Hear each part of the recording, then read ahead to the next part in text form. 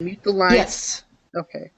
I'm just going to go ahead and mute the line just so I can get through the presentation, and then at the end, I'll open up the lines and give you an opportunity to ask any questions.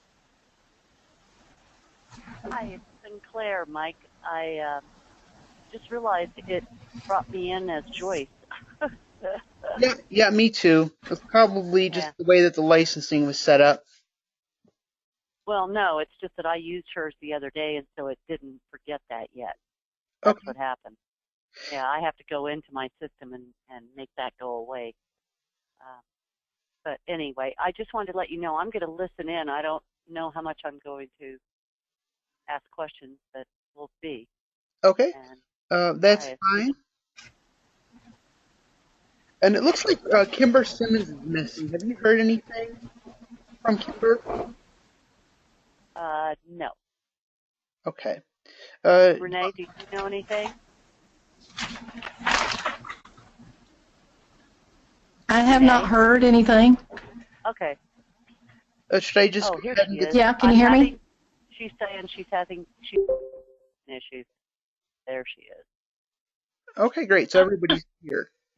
But I'm Oh, only not, on the phone. I have no, I still am not able to get in to go to meeting.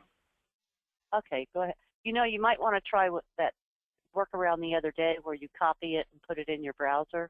It's not, it's connection. Oh, okay. I'm having connection issues right now. All right. Well, I'll tell you what. Just to let you know that this meeting is going to be recorded and archived to put up on the DARS YouTube channel. Okay. So I can send you out the links to the archive once I have it, and then you should be able to watch it that way. All right, that'll be great. Thanks. Okay. So And you put it on what, Mike? it's going to be put up on the DARS YouTube channel as an archive. And that way anybody that's either listening in today can go back and watch it later if they want to, or else any of the new work incentive specialist advocates that need training can listen to it as well. And if you're not DARS, you can still access the YouTube thing? Well, yeah, I'll send the link out to all the work incentive specialist advocates that need Oh, training in okay. WorkWorld. They'll be able to access it. Oh, okay. All Yep. right, great. Thank you. Sure. So I'm going to go ahead and just mute your lines, and I'll go through the presentation, and then we'll do a question and answer at the end. So what I wanted to do today is just go through a demonstration on WorkWorld, and it's perfect that Sinclair asked me to do this because when you guys have your full credentials from Cornell as a work incentive specialist advocate, you would have needed to go through this training anyway, so you're a little bit ahead of the game. What I'm going to do is go through how to access the WorkWorld website, how to create an account, and actually go through how to answer the questions and interpret the results. So you should all be able to see my screen now, and this is the WorkWorld homepage, and you access that by going to www.workworldapp.com, and that'll bring up the WorkWorld website, and you'll see a couple different options on the right-hand side of the page. There's a login page and a login tab and a register tab. If you don't already have an account, the first thing you'll need to do before you can use the program is register. And you'll see that option is already highlighted. So in the register field, you have a couple options. One is username, email, and password confirmation. These are all required fields that you need to put in before you can create an account. And there's no restrictions on the usernames or passwords, so it can be anything that you can easily remember. Underneath that, you'll see a couple options for file sharing. It says allow file share, receive file share, and receive shared email. So the allowing file share allows it so that other users who have WorkWorld accounts. So let's say if you put in a case and you want to share it with me to review, or maybe you have a colleague in your office that you would like to share your cases with, clicking on the allowing file share allows you to share your cases with other users that you've put in. The receive file share allows other users to share their cases with you. And then the receive shared email allows you to get an alert from WorkWorld that just says, Joe Smith has shared a case with you for review, and those emails will alert you whenever you have a case that's been shared. So I would recommend enabling those options when you create the account. And so you would just put in a username, your email, password, and reconfirm the password. And then click on the allow file share, receive file share, and receive shared email options. And then once you click submit, your account will be created. And by the way, the access to WorkWorld for the web and the access to create an account is free. There's no charge for that, so that's a free service. So once you create your account, you'll be able to log in, and you do that obviously by clicking at the login tab at the top, and it'll just ask you to put in your username and password. So I'm just going to do that now. And as you can see, the website has remembered my login credentials. There's a tab here that says Remember Me. If you click on that, then every time that you log into WorkWorld, the program will remember your username and password, and you don't have to type it in every time. So once you enter your username and password, you would just click on the Login button, and this will bring up a list of the cases that are put in. So every time that you access this screen, you'll see a list of all the cases you put in so far, and the cases will automatically be saved for you. And the first thing I want to do is show you how to add a new case. So you would do that simply by clicking on the Add a New Case link at the top. And what we're going to do is a hypothetical case today for a 20-year-old student on SSI. And so that's what we're going to name the case.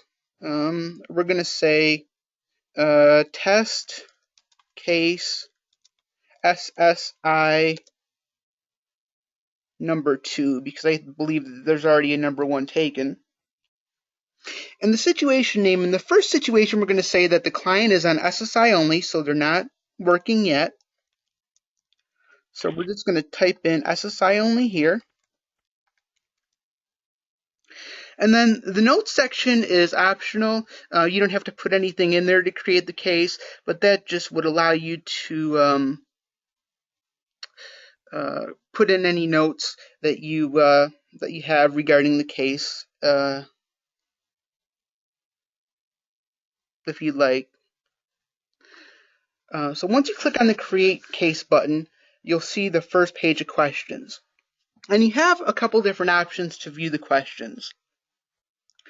The default method of displaying the questions is to do the answers as a group, but you also have the option of viewing the questions one at a time if you choose to.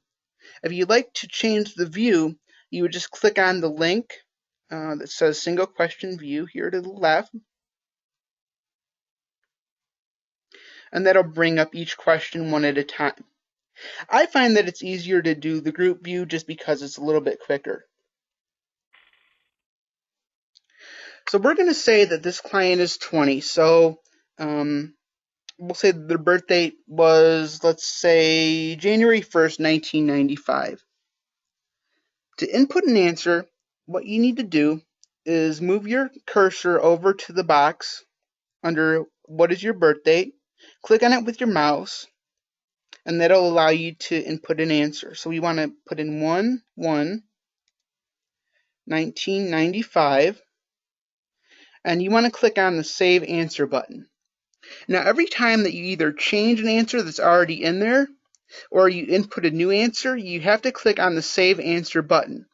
Otherwise, the program won't save your answer and it won't let you continue on to the next page. So you have to click on that every time you change anything.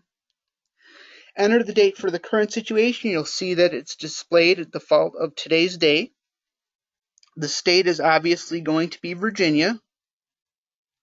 And we're going to say that the person is not legally blind, but they are disabled.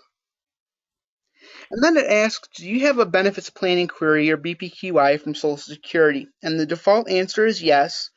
And when you're doing these types of work role analysis, we always ask our Work Incentive Specialist Advocates, or WISAs, to get a copy of the BPQI first, because it'll tell you information about what type of benefits the client is receiving, what the amount of those benefits are, and so forth. And the reason why we ask you to get that verification before doing an analysis is because often clients either don't know what type of benefits they're getting, or they're not sure of the amount. And so if the client gives you any kind of incorrect information, it could throw the whole analysis off. So it's important to make sure you get verification of benefits from Social Security before you do this. So we're going to say that the client does have a BPQI, and we're going to change the situation name for this case. Oh, actually, it's already saved for me. Never mind. So we're going to say SSI only.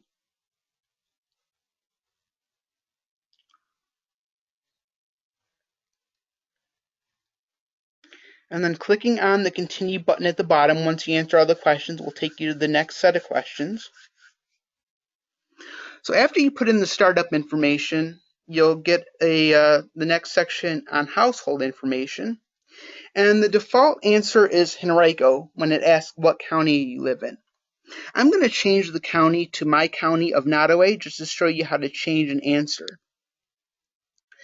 You want to change an answer by clicking on this little arrow here. And once you do that, that'll bring a drop down of all the different counties in Virginia that you can choose from. And you simply just highlight the county that you want, Nottoway, and again save the answer.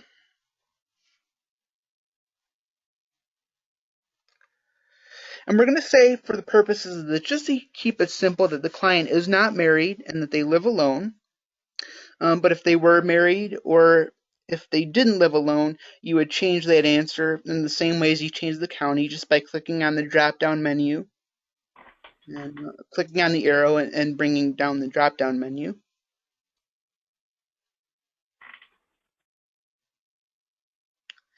And we're going to say that they do receive SSI. And I just want to pause for a minute to direct your attention to the right side of the screen. You'll see some tips displayed, and these tips are going to display throughout the analysis, and the tips pertain to the section that you're on.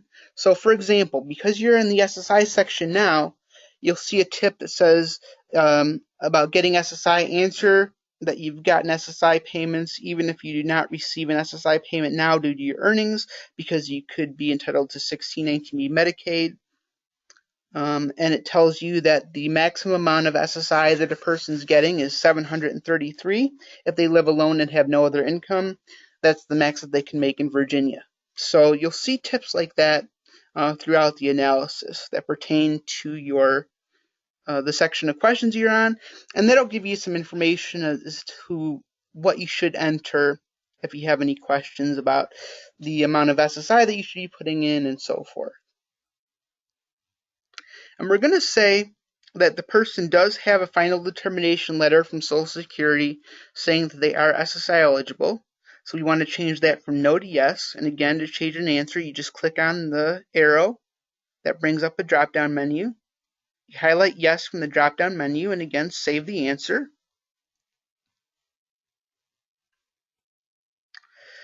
And then the next question asks about what the amount of SSI that the person receives is.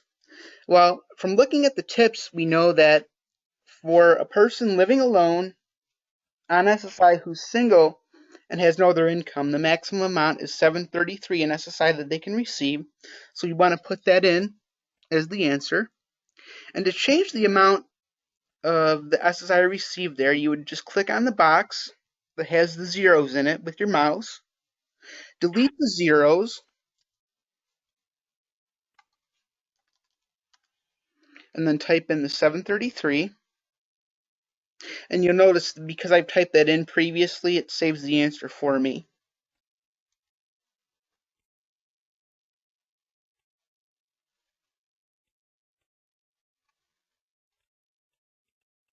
And we continue on to the next section by clicking on Continue at the bottom.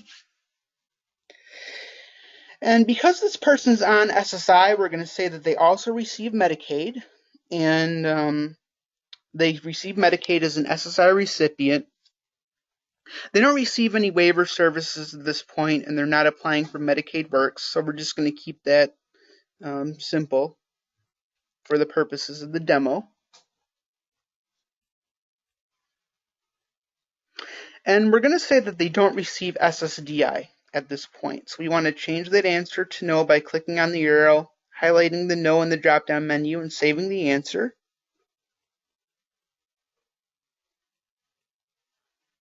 Of course, if they did receive SSI or SSDI, you would leave that at yes and then put the amount that they received in. And because they're not an SSDI, they're also not receiving Medicare. So we're going to leave that answer to the Medicare question at no.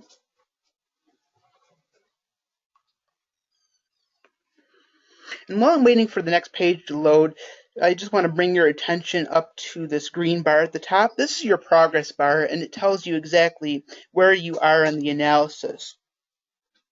Right now, we're in the section on income and resources.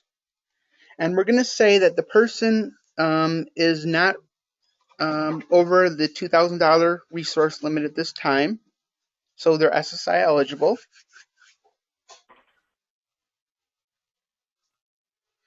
And they're not receiving any in-kind support from anybody else that's not living with them.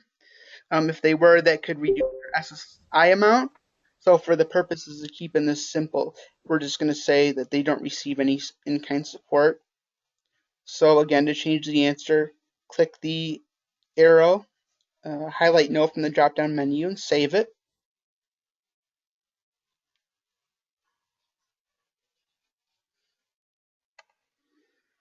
And continue.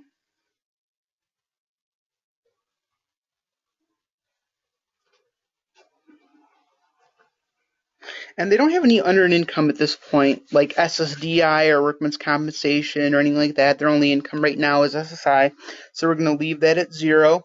And they're not working yet, so in the next section on earned income, we're also going to leave that at 0.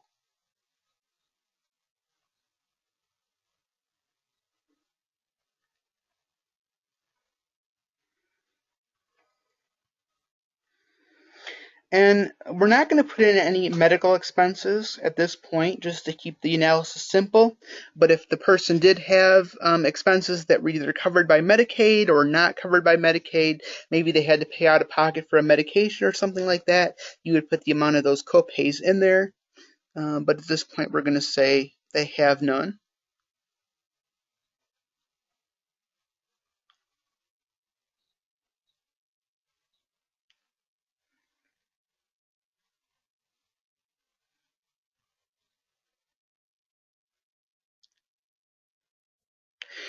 And you may notice while I'm waiting for the screen to load that some of the questions up at the top, the sections on work incentives and benefits amounts, were skipped. And that's only because we said the person wasn't working yet, so WorkWorld didn't ask any questions about the work incentives. When we add another situation here shortly where the client's working, you'll see those questions come into play. So the first thing that you'll see when you reach the end is the text results. And right now, there's not that many of them.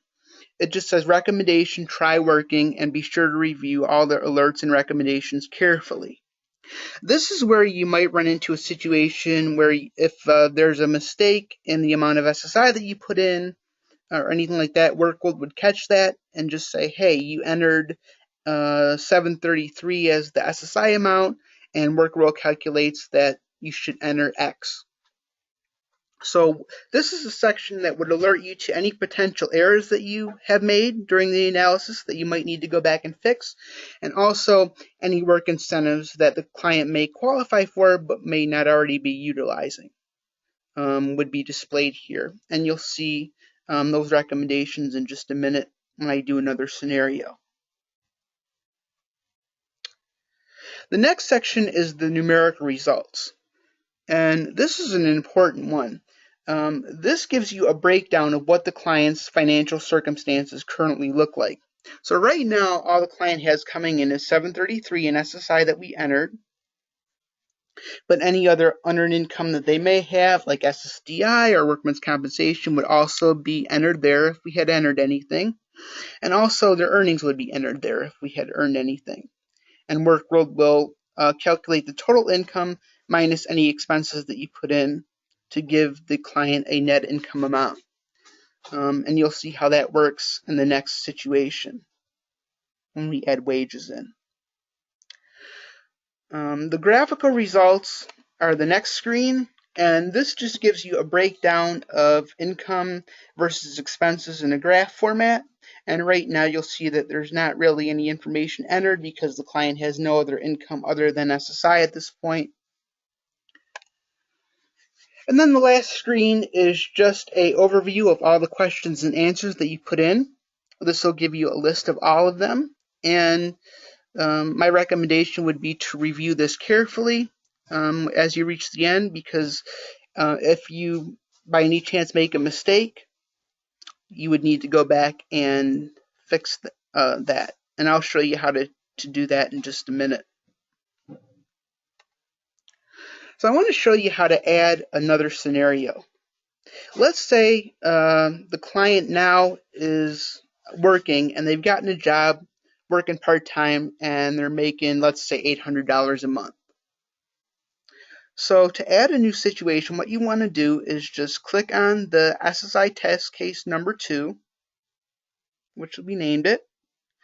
And there's a link at the top that says add a new situation once you do that. So you want to click on that. And as you'll see, all these same questions will come up as you saw in the first situation. But rather than going through all the questions again and answering them, we want to leave all the information the same. The only thing that we're going to change in the second situation is the fact that they're working and earning $800 a month now.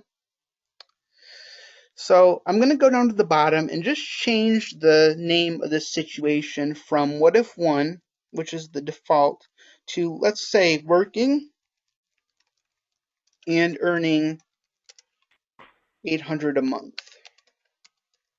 That way the client will know what the situation's demonstrating. So we want to save the answer.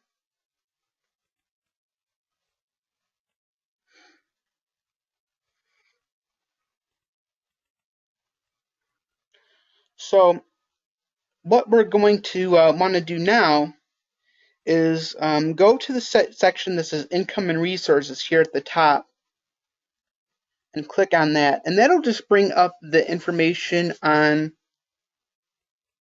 hold on, I'm going to stop because it looks like I have a message. Renee says, I'm not seeing your current screen, still seeing the startup screen. Is everybody else following along? Just type either yes or no in the text box for me, please.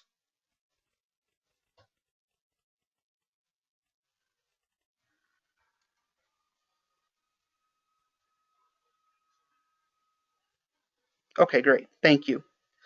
All right, so rather than going through all the questions again, we have the ability to just go to the section that we want to change. So clicking on the Income and Resources section at the top would allow you to go to the section where it asks about the income the person has coming in. So for the information on the resources, we're going to leave that information the same. We're just going to say that they still have resources that don't exceed the $2,000 resource limit, so they're still SSI eligible.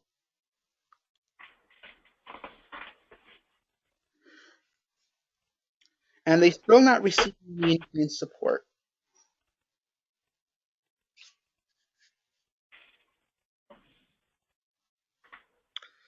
Still not receiving any unearned income. We're going to leave all that information the same from the first scenario. Here's what we're going to want to change.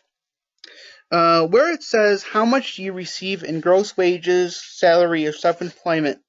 In the first scenario, the person wasn't working, so we didn't enter anything.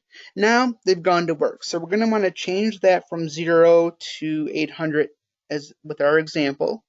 So you want to highlight the box that says 0 with your mouse, take out the zeros, enter 800 as the amount that the client's making, and save that answer.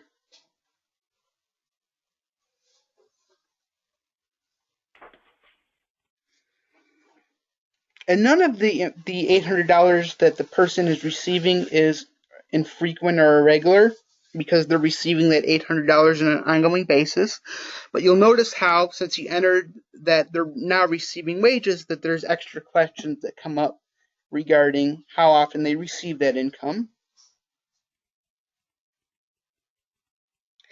And also now, once the next screen loads, you'll see that the section on work expenses that was skipped in the first situation because we said the client wasn't working is now coming up because we said that they're working now. So in terms of disability-related work expenses, in order to keep the example simple, we're going to say that they don't have any. And what that's referring to is like impairment-related work expenses or IRWs. And so if the client had, for example, transportation that they were paying for out of pocket that was related to work, maybe they were taking the bus to get back and forth to work and spending $100 a month in transportation expenses, we could put that in as a disability-related work expense there. But for the purposes of this example, we're going to say 0. And then it asks about estimated taxes on the earnings. So let's say they're earning $800 and they're paying about $200 a month in taxes. So we want to take out the zeros by highlighting that box with the mouse, typing in our 200 and saving the answer.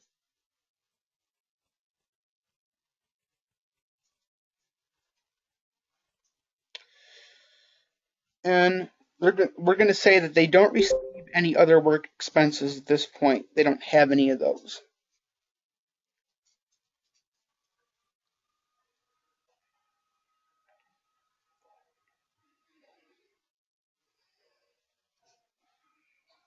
Again, medical expenses we're also going to leave at 0 just for the purposes of simplicity.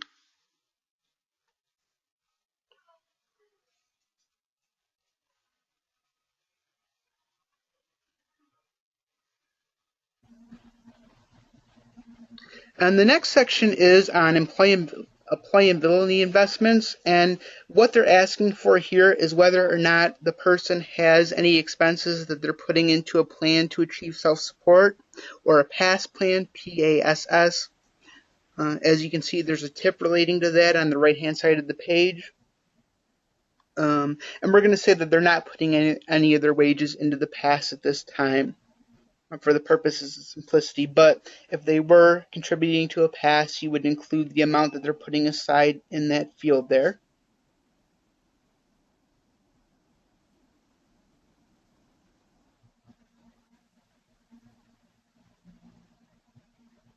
Next section you'll see asks about the student earned income exclusion, or the SEIE.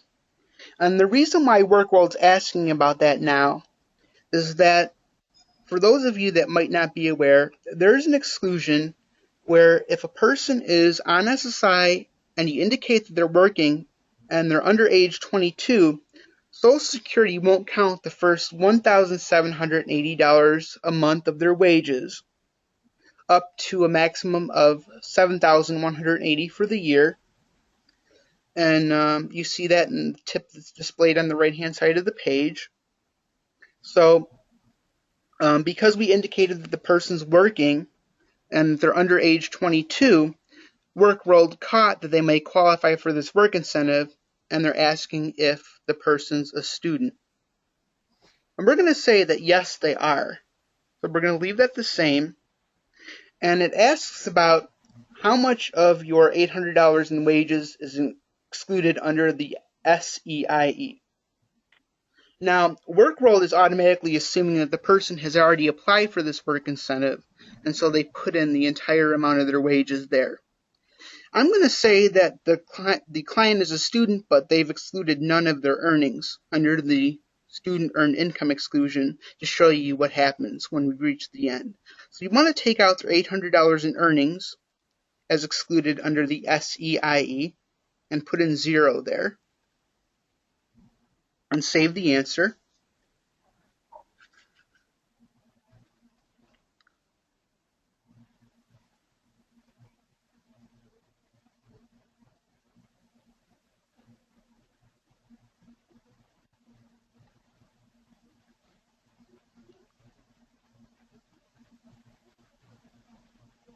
And actually, there's one more question that we want to change.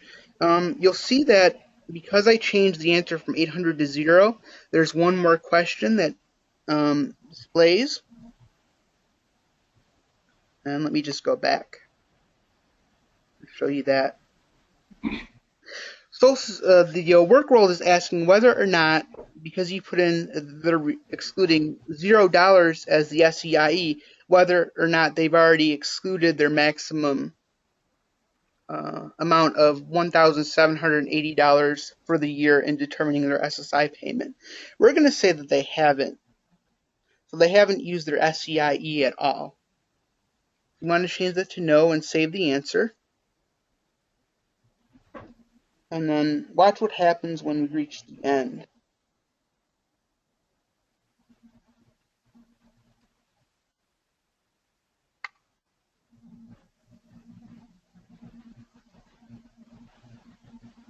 And sometimes it takes a few minutes for pages to load, and that's just based on internet connection. So I apologize if it's slow. And we're going to say that the person has no overpayments or underpayments in their benefits. And we'll get you to the results screen at the end.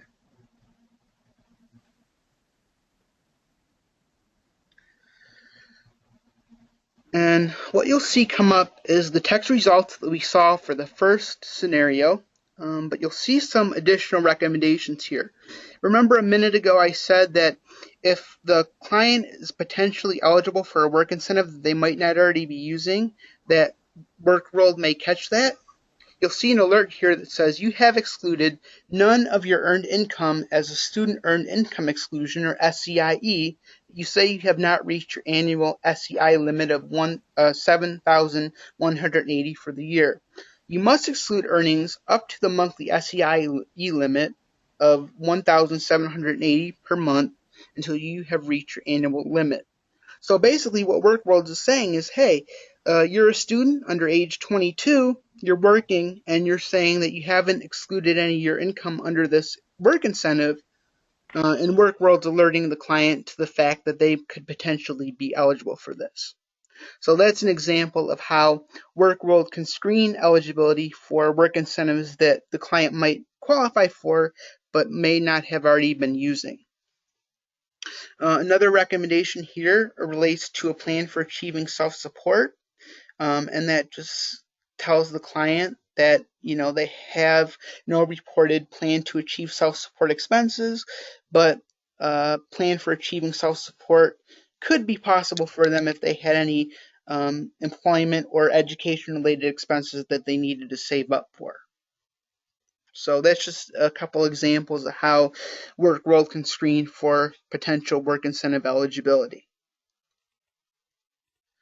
I'm going to take you through the numerical results section and show you how that's changed now that we've entered wages. All right, so on the first line, we see the SSI cash benefit, which is the same as before. The difference you'll see, though, is that instead of receiving $733 in SSI, as the client did in the first scenario, WorkWorld has changed that to $375.50. And so what WorkWorld has done is done the math for you and applied the standard SSI formula that we're already familiar with. So, and that would be taking the $800 the client says that they make in wages. Social Security doesn't count the first $85 of that, and then they divide that number in two. What's left is the countable income, and that countable income is then subtracted from $733 to tell the client what their new benefit amount is once their $800 in wages come into play. So one of the great benefits about WorkWorld is that it automatically does the calculations for you, and you don't have to worry about making any mistakes in determining the SSI check amount or doing any of the math. That's already all done. So the SSI cash benefit has lowered to $375.50 based on the $800 in wages that we put in. So you'll see that here, SSI $375.50, earned income received is $800, and WorkWorld has added that together to give you a total gross income of $1,175.50. So even though the SSI has gone down a little bit once the client has gone back to work. With the wages that you put in, the client is still has a higher disposable income than they did when they were on just benefits alone. In the next section, you'll see that under estimated taxes, WorkWorld has displayed the $200 that we put in. And so that's displayed under total employability investments. And then so what WorkWorld does is gives you the total income of $1,175.50 minus the $200 in expenses that you said the client had for taxes, and then that gives you a net income of $975.50. So the goal there is just to show the client what their disposable income would be after they have that money withheld for their taxes. And the graphical results and questions and answers results wouldn't change. The only thing that would be different from the first scenario, only questions and answers, as you'd be able to see the wage amount that you put in and the tax amount that you put in. So here under an income, you can see that WorkWorld has saved $800 of the client's wages that you put in and the tax amount of $200. So I just want to show you real quick how you would go back and change an answer. If you review the questions and answers and you realize that you've made a mistake and you want to change something. Let's say that the client is earning $900 instead of $800 and you want to go back and fix your mistake. Rather than going through all the questions again, you can click on the section on income and resources up at the top by using that link.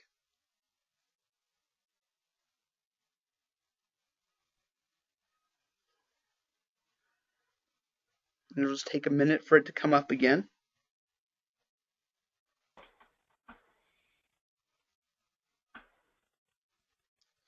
And resource information will stay the same.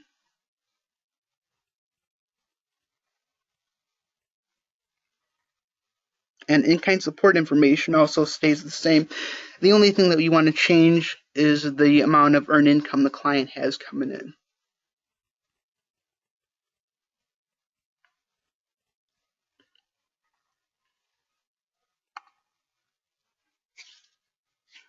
It'll just take you one moment to get back to the right place.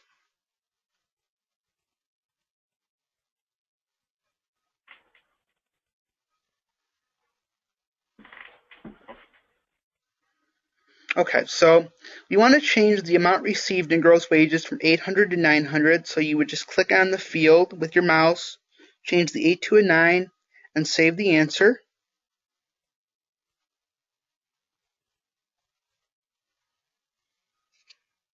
And then because we're not going to change any other answers other than that question, rather than going through the rest of the questions, you can click on the tab that says results at the top, and that'll take you right back to the screen with the numerical text and graph results.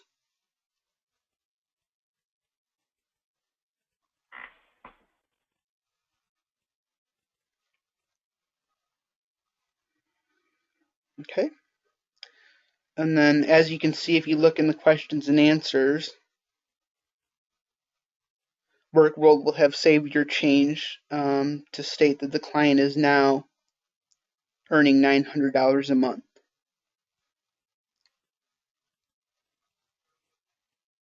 So that's just an example of how you can go back and change an answer if you need to. Just want to do a couple more scenarios for you.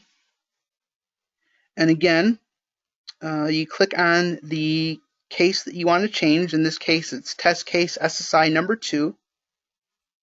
Again, we want to add a new situation.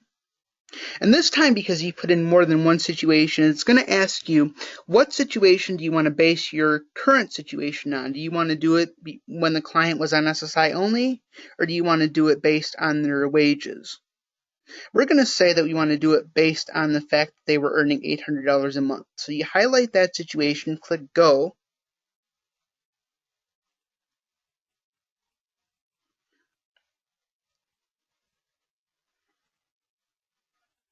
and that'll bring up the list of questions again. And this time we don't want to change anything other than the answer to the question on the Student Earned Income Exclusion, or SEIE, answer. So that was in the section on work incentives. So what we want to do is go back to the work incentive section by clicking on that link at the top.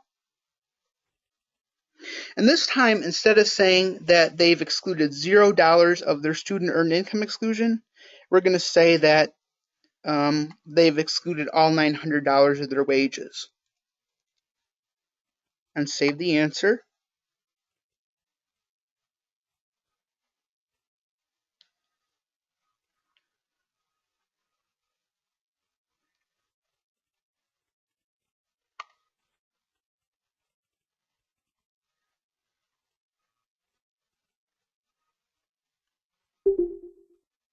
And then once that loads, we'll click on the results tab at the top and take you to the end.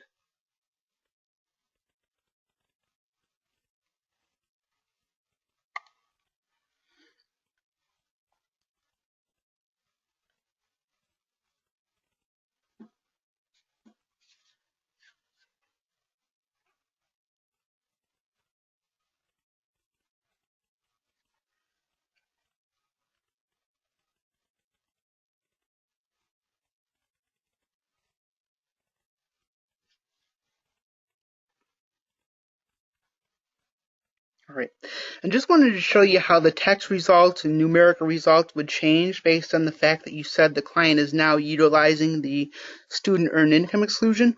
First of all, you'll see that the text result that alerted them the fact that they could be using it in the last situation we did has disappeared because you indicated that the client is now utilizing that work incentive.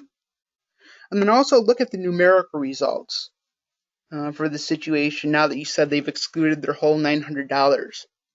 Because you put in that they've excluded their whole $900 as a student earned income exclusion, the SSI amount has gone back to the full $733, because in this situation, Social Security will look at the client as if they have no income.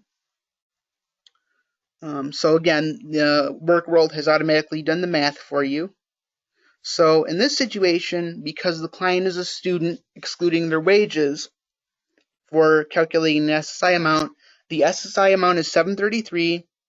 The wages are now $900. The total gross income is $1,633. And then, as with previous situations, the section on expenses is still counting the $200 in taxes we put in, giving the client a net income of $1,433 a month. And you can see how the client's disposable income is substantially higher now that they're working than it was just on SSI alone. And I want to do one more situation for you, showing you what it would look like if the client earned enough money to knock out their eligibility for SSI cash benefits. So we want to click on the Home button to bring up our case list again.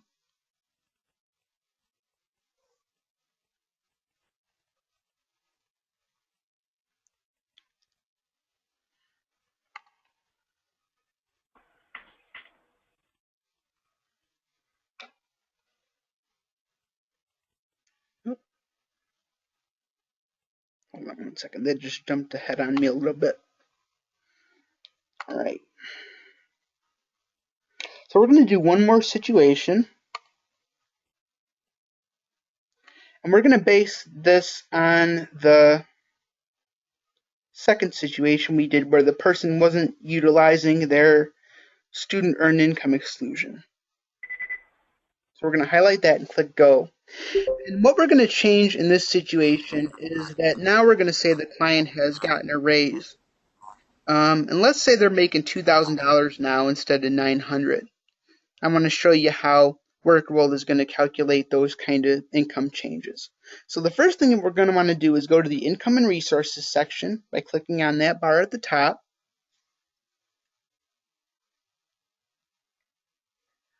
Again, resources answer hasn't changed.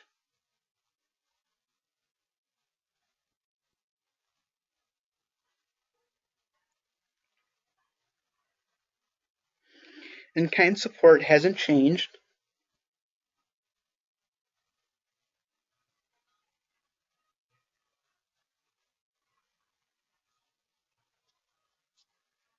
And unearned income hasn't changed. We just want to change the earned income answer on the next screen.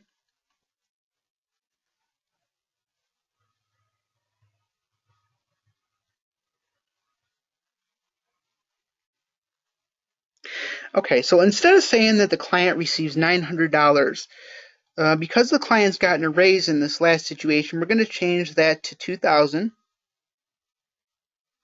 So they're now receiving $2,000 in gross wages. And again, we need to save that answer before we can continue.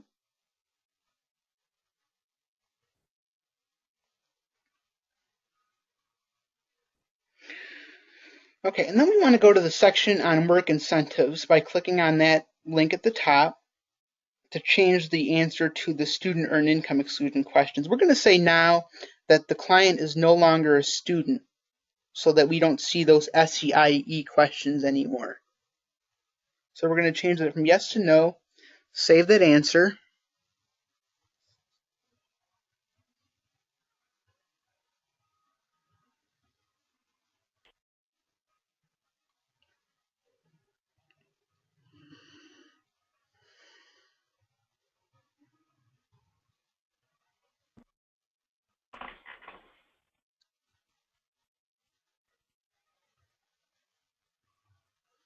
And I apologize that this has taken a minute. Slower internet connections can often result in delays. And so they have no overpayments or underpayments. Still, we're going to leave those at 0.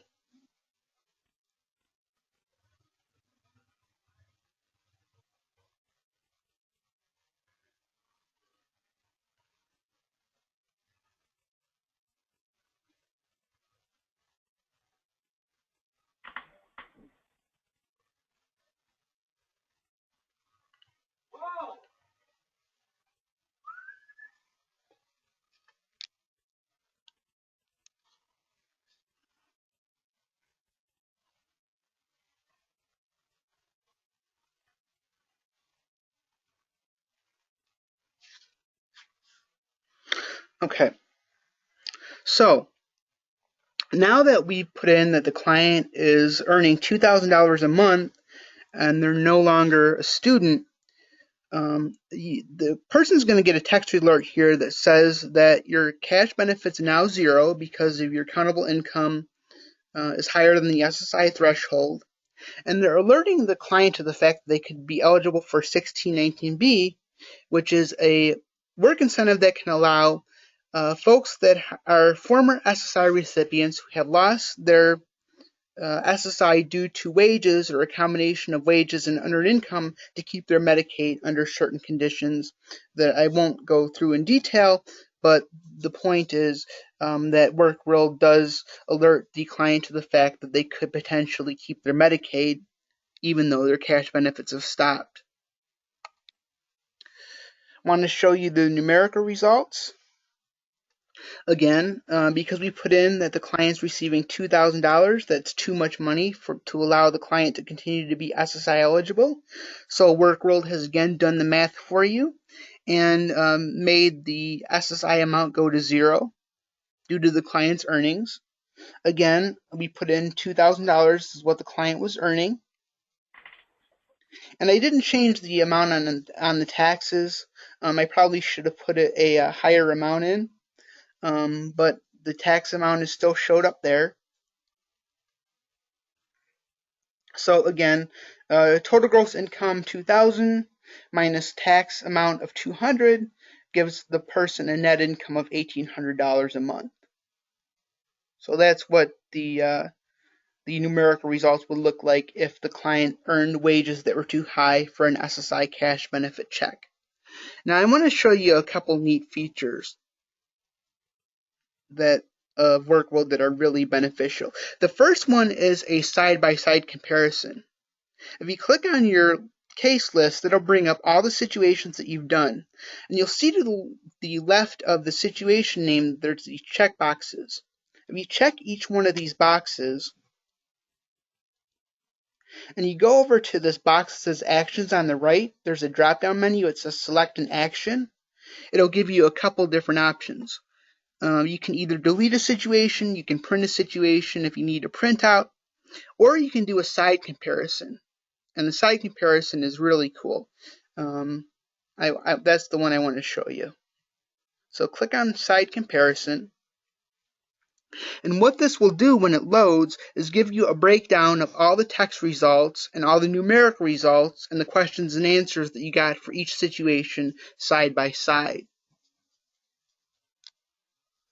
And I really want to focus your attention on the numerical results part of this because that's the most important part that you're going to want to focus on when you're meeting with clients.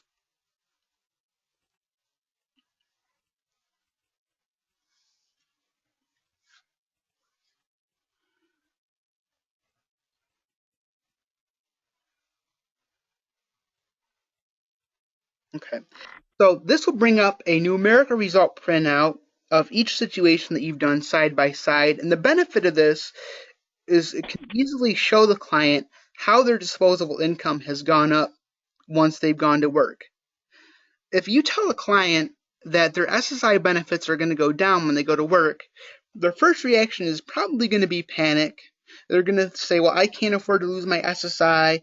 I'm not going to work, or I'm going to reduce my hours enough where my check's not impacted that much. But if you show them this printout and say, look, in your first situation when you were on SSI only, you were only having $733 a month coming in.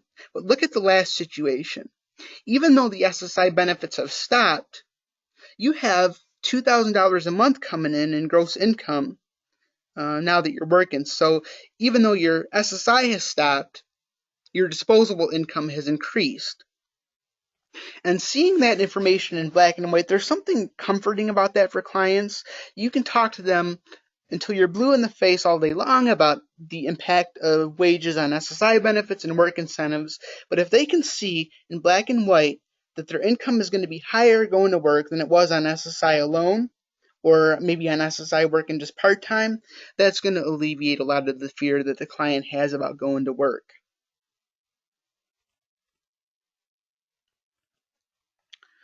And then in the situation a little bit farther down, again, WorkWorld is going to deduct the $200 a month that we put in for taxes.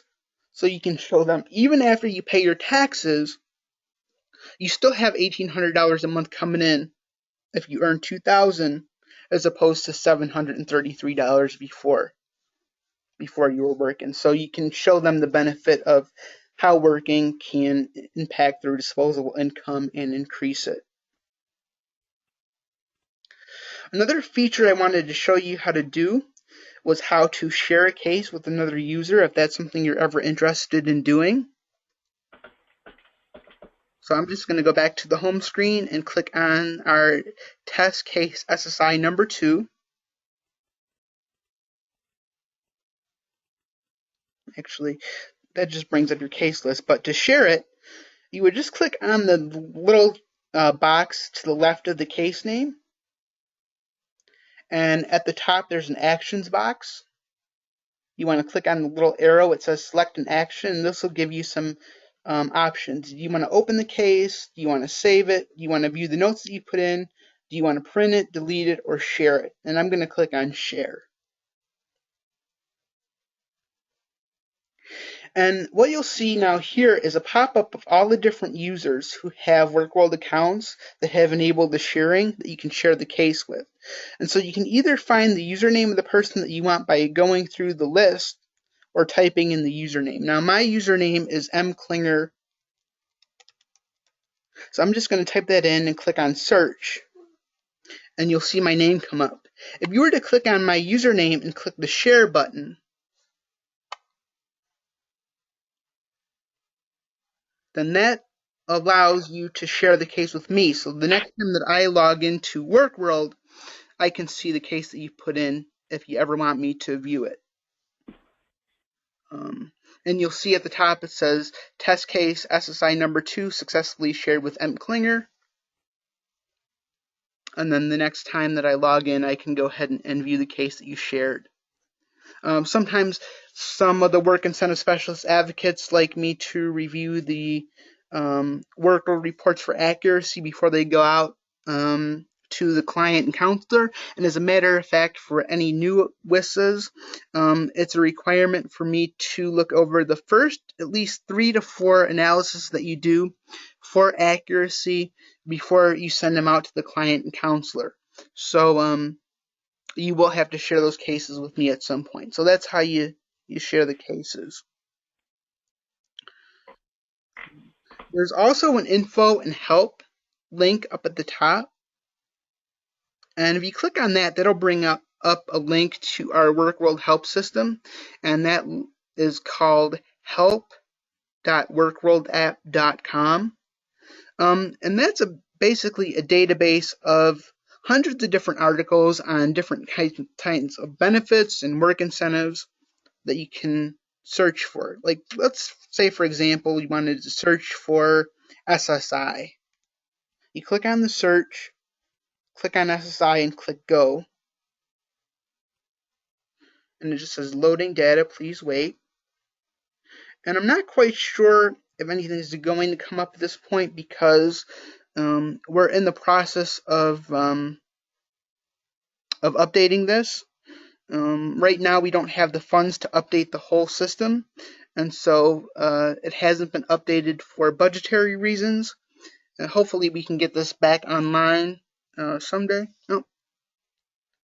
Okay, so it did come up, but not every article is going to be updated, like I said. Due to budgetary restrictions, we haven't been able to do that. But normally what you would do is click on the topic that you want, and that would bring up an article about that topic. So I just kind of wanted to show you that for future reference if you ever have specific questions about benefits or work incentives, but I don't think it's something that's really usable right now. Right now, your main focus would be on using the actual WorkWorld program.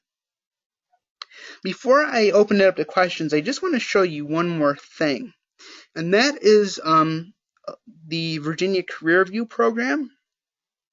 And while I'm getting that up, I'll tell you a little bit about it. Virginia Career View is a database of hundreds of different careers that you can search for. And once you search for them, it'll give you information on the education requirements for that career, the job duties for that career, and also the salary ranges for what a client can earn as an entry-level worker or experienced worker for that job. And the reason why that's important is because we ask all the DRS counselors who are referring clients for WorkWorld to share the vocational goal of the client with the WISA. So let's say, for example, you have a client whose vocational goal is to be an accountant. You can go to Virginia Career View by clicking on virginiacareerview.com.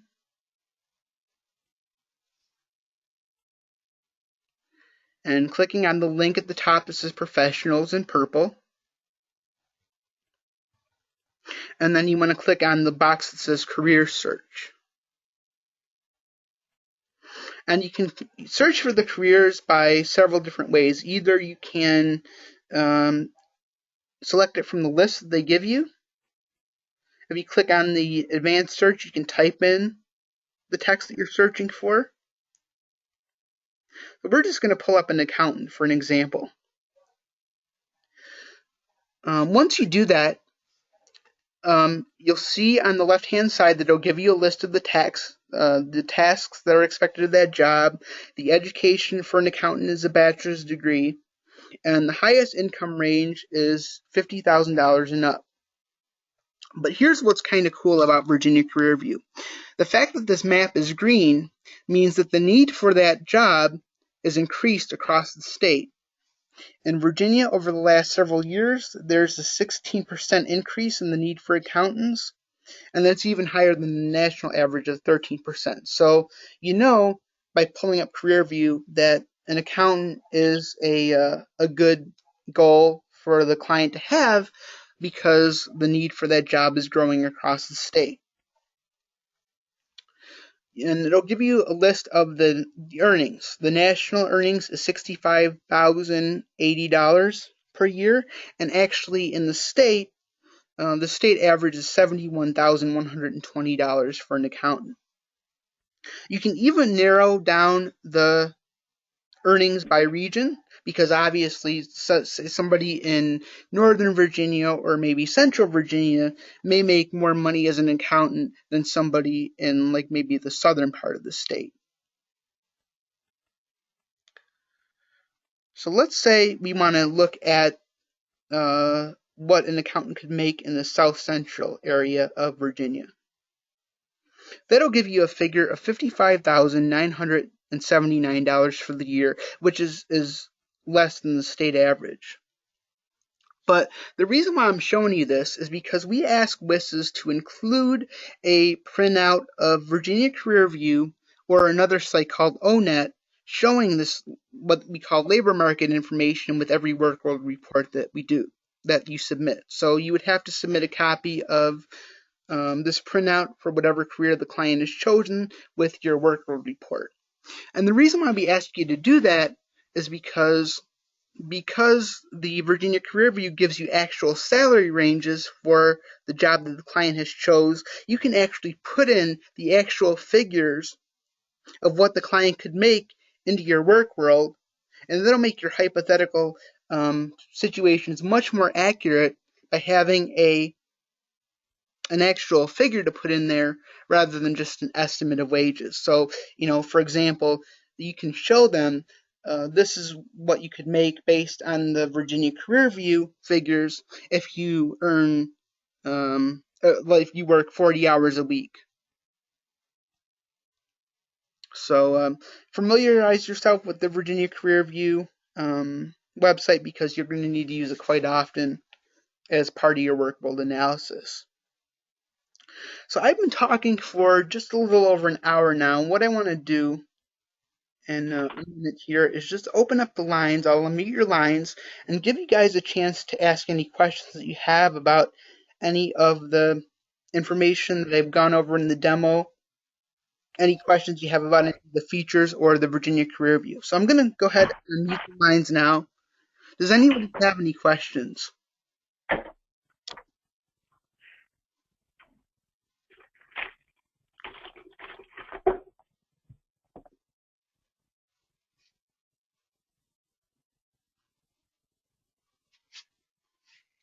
We are still here. We just don't have any questions. Okay, Correct. well that's good. And I guess that means that the information was pretty straightforward. And if you have any questions as you begin to use the program and begin to use the features, you can always email me. Again, email address is Michael, MICHAEL .klinger, KLINGER, @ars.virginia.gov. Or you can call me. Phone number is 434-298-7652. Now, you guys probably won't be using the WorkWorld program until you actually get your full credentials through Cornell, only because only folks that are fully credentialed are receiving referrals from counselors at this point. So it's not something that you would be using immediately, but wanted you to have the training just because you will be using it in the future, and you needed the training anyway. So while I have you all here, just to switch gears a little bit, how are you doing on your case studies for Cornell? Do you guys all have cases identified or not? Or This is Kimber, and yes, I think I've actually asked you a question or two about it. Mm-hmm. Yeah. And just for those of you who may need a little bit more clarification on that, anybody that's on your caseload now that's either receiving SSI or SSDI or both, that's either working or thinking about work and has questions about how their benefits would be impacted when they go to work, would be appropriate for the purposes of the case study, as long as they were served like within the last year. You don't want to do a case study in anybody that's older than that. But anybody that is either working or thinking about work now would be appropriate for that. In the event that you don't have anybody like that on your caseload right now, Cornell also does have the option of letting you do a hypothetical case study, and I can get you a copy of that hypothetical if you need it as well. This is Ryan. I have a couple of customers that I think may be appropriate for the case study, and I'm just trying to get myself prepared to start doing it. Okay, great. And let me just put this offer out on the table as well. Once you have all your documentation together, which would be your consumer intake, your case notes, your work incentives plan, and your benefit summary and analysis for the client, once you have everything together, if you want to send it to me prior to sending it to Cornell, I can review it for you just to make sure that you covered all the bases. And then if there's anything that I think you could change or expand on, I can send you some feedback and you can make the changes before sending it off.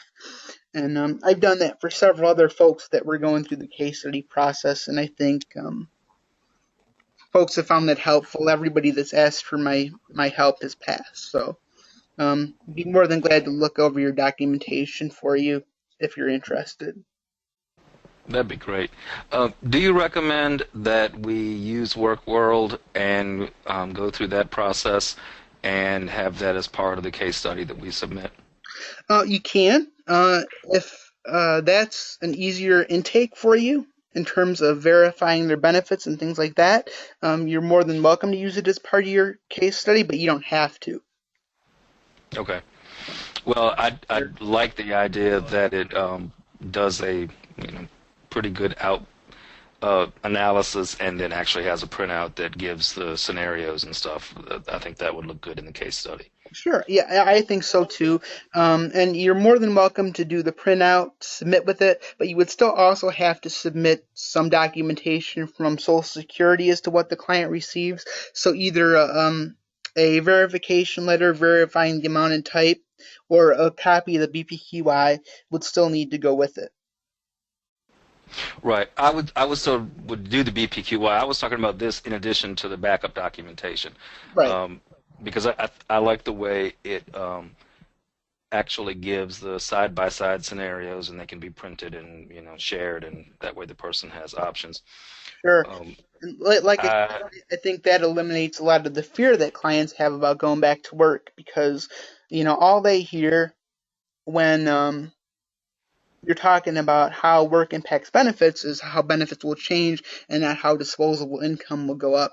And one of the things that I tell the WISs is that our focus on doing the work incentive services and authorizing services like WorkWorld is not really to focus how much on benefits will change, but more on how their disposable income will increase when they go back to work. So really, we want to shift our focus on encouraging the clients to work and not about using work incentives to maintain benefits long term. Right. And so, I went through the WorkWorld training back, I don't even know, whenever it was it first came out. It seemed like 100 years ago. And I can tell you that the version that you showed us today is just, based on what I remember, is so much easier and so much better. Yeah. There used to be a PC-based version that you may have used previously, and that was quite a while ago. That was a lot more difficult to use. Some of the features were the same, but some features are a lot easier now. Like, for example, sharing cases. Now you can just do it with one click. Before you had to import the case in your computer and export it, and it was just a hassle. But ever since we moved the WorkWorld online, I think it's a lot more user friendly, and some of the features are a lot easier than they used to be. Yeah, I don't remember it being very user friendly.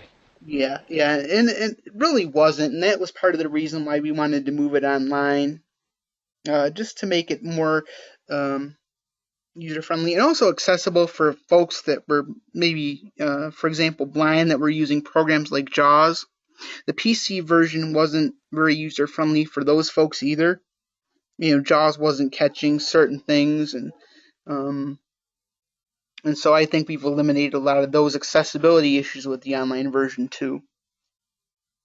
But one last thing I wanted to mention about the actual WorkWorld analysis before I forget is at the end I showed you a situation of what the client's financial circumstances would look like if they worked off of cash benefits. And one of the things that we require all WISs to do is include at least one situation that shows the client what their situation would look like if they worked off cash benefits. So at the end of every WorkWorld that you do, you should have at least one scenario in there like that. Even if the client tells you that they don't plan to work off benefits, they don't plan to work full time, we still require you to do that, because sometimes clients don't realize their employment potential until you point it out. They don't realize that they can earn more money and still keep their health insurance, or that there are protections that will allow them to get their benefits back if the job doesn't work out. And so even if the client has no intentions of working full-time and giving up benefits, we ask that you still do a scenario showing them what that would look like. Because at least then, if they have the information, what they do with it is up to them, but at least they have it and they know what the consequences of working full-time would be if they decide to do that. So just keep that in mind as you're doing these.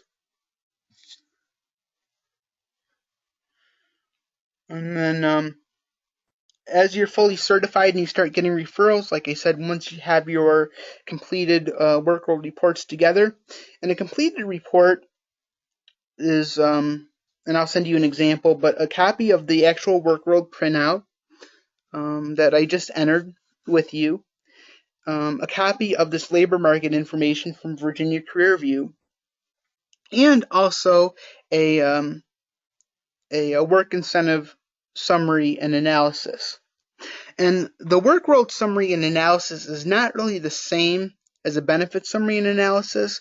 A benefit summary and analysis is what you're going to be doing for Cornell, and that focuses a lot more on work incentives and things of that nature, and how clients can maintain eligibility for benefits using their work incentives.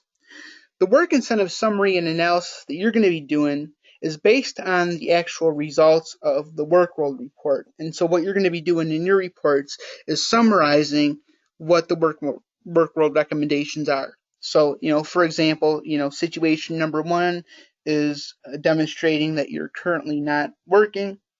Situation number 2 shows that you're working at $800 a month. Situation number 3 shows you working at $2,000.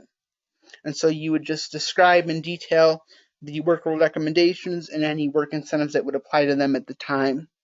And I'll send you a copy of what a complete WorkWorld report should look like, just so you have it. And that way, once you start doing these, you can kind of use that as a guide as you're putting your reports together.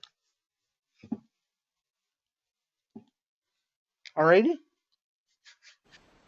Sounds great. All right. Any last questions, concerns, or comments? This is Sinclair. I just want to thank you, Mike, for doing this. I think it's very helpful, and I know folks wanted to see the more up-to-date version. Mm-hmm. So this is definitely something that will be useful in the future. And I have a silly question, just because maybe I'm not doing this. But when you were doing the piece on taxes, yeah, will you know from the customer? Because I was just thinking that $200 taxes on $800 was kind of high. But then, I know we were doing hypotheticals. Yeah, and that was really an example. And the only real way that you can verify that, the tax withholding, is if the client's working already, the WISA would probably have a pay stub or something that shows what the tax amount withheld actually is. So if you have an actual amount, you can put it in. If not, all the WISA can really do is estimate that. And what I tell folks is just to put a little blurb in the report. It just says something like, the situations described here are based on estimates. The actual income that you receive as you work might be higher or lower depending on your tax withholding, that sort of thing. Just a little disclaimer. Okay. Yeah. In lower income situations, about 10 to 12% tax rate would be fairly close. Yeah. Higher end, you'd be looking at probably like 17 to 20. So, but Right. it is an estimate, unless, like Mike said, unless you actually have something showing what bracket they're in. Yeah, so you could probably get an estimate that's pretty close just based on, you know what the typical percentage of withholding is. But, putting that little disclaimer in there would just, um, alert them to, they might have a higher income or lower income based on their tax withholding. And also, another thing that you're going to want to make sure that you put in your reports once you do the actual work roll is information on the client's local social security office, the address and phone number of their office, and information on how they should report those wages. It is also a big piece as to what you're going to want to write up when you do your actual reports. We want to make sure that people understand their reporting responsibilities just to avoid any overpayment situations that come up when they work.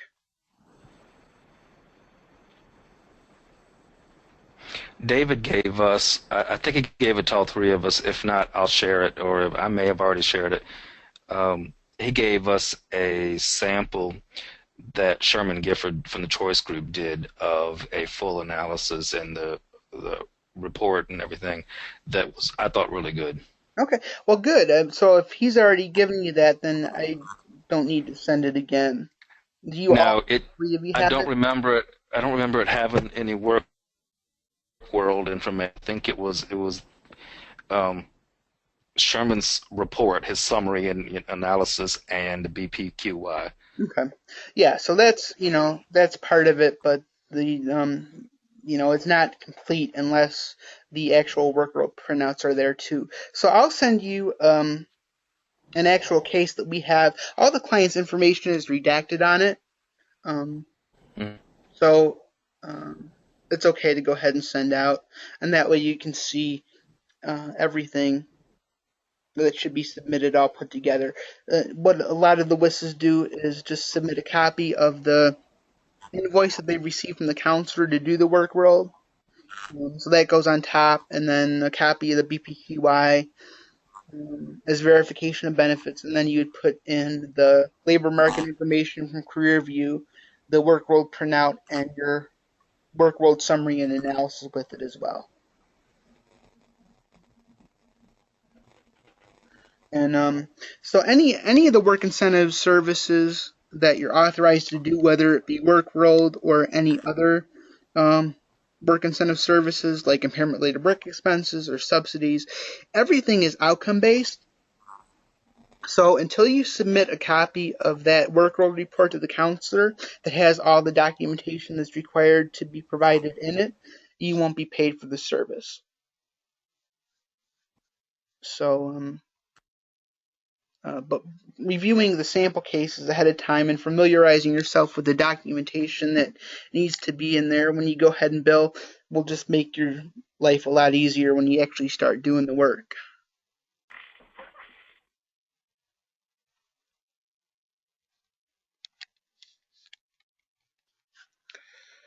Okay. Any last questions, concerns, comments?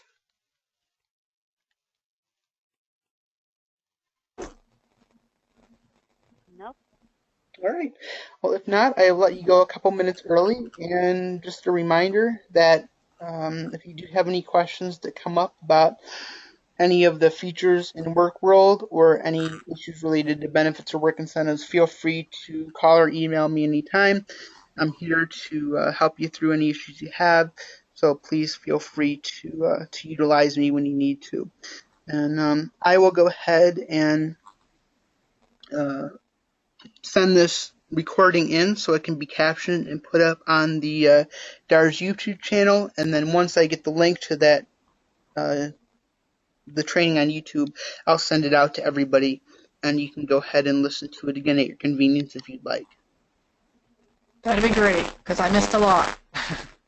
Yeah, I know. Technology is really great until it isn't. There's been several days where I've tried to do trainings like this where my internet connection's gone down, or people can't hear me, or I just lose connectivity altogether. So GoToMeeting's great. when it works.